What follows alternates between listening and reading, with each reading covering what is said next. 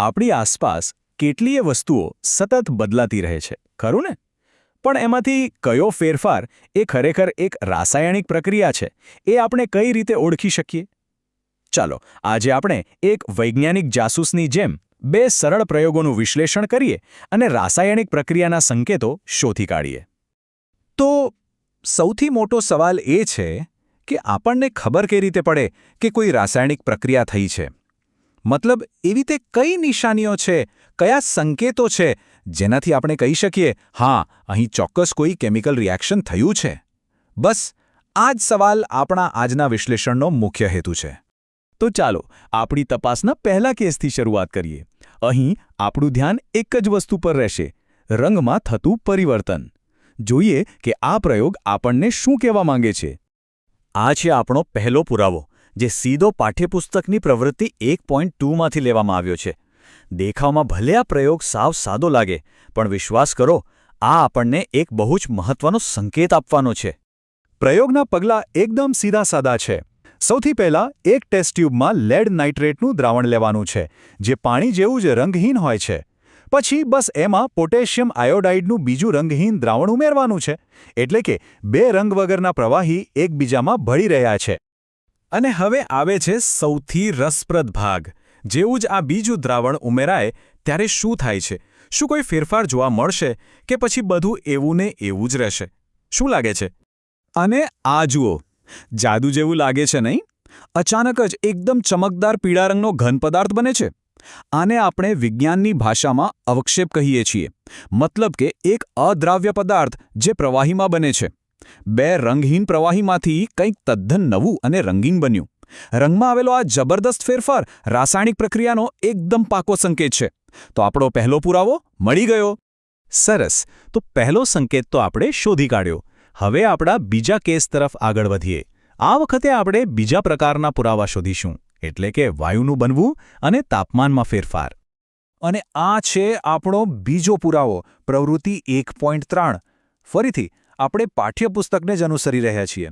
ચાલો જોઈએ કે આ પ્રયોગ આપણને કયા નવા સંકેતો તરફ લઈ જાય છે. આ પ્રયોગમાં આપણે એક કોનિકલ ફ્લાસ્કમાં ઝિંકના થોડા દાણા લઈશું. પછી એમાં આપણે ધીમે ધીમે મંદ હાઇડ્રોક્લોરિક કે સલ્ફ્યુરિક એસિડ ઉમેરીશું.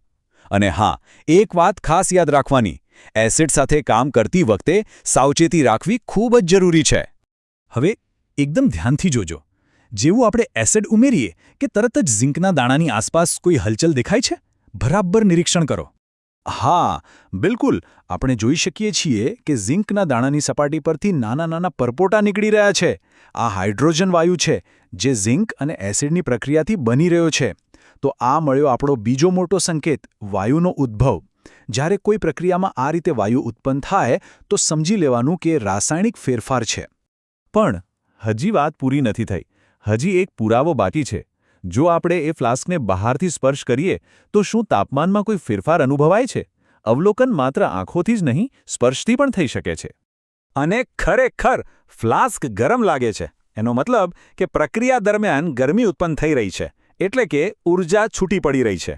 તાપમાનમાં આવેલો આ વધારો એ આપણો ત્રીજો પુરાવો છે. તો એક જ પ્રયોગમાં આપણને બે સંકેતો મળ્યા. તો આપણે બે અલગ અલગ કેસની તપાસ કરી અને ઘણા બધા પુરાવા ભેગા કર્યા. હવે સમય છે આ બધા પુરાવાને એક સાથે મૂકીને આપણા મૂળ સવાલનો જવાબ આપવાનો, કે રાસાયણિક પ્રક્રિયા થઈ છે એ નક્કી કઈ રીતે કરવું.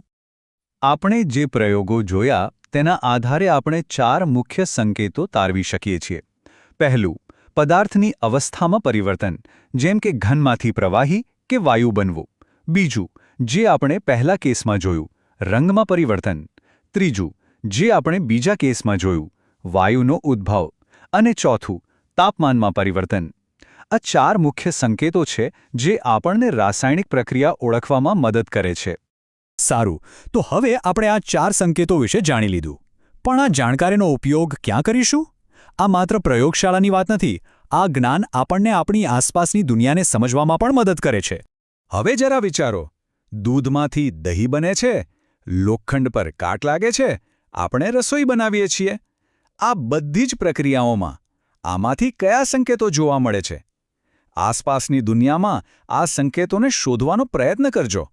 કારણ કે વિજ્ઞાન પુસ્તકોમાં નહીં પણ આવા અવલોકનોમાં જ જીવંત બને છે.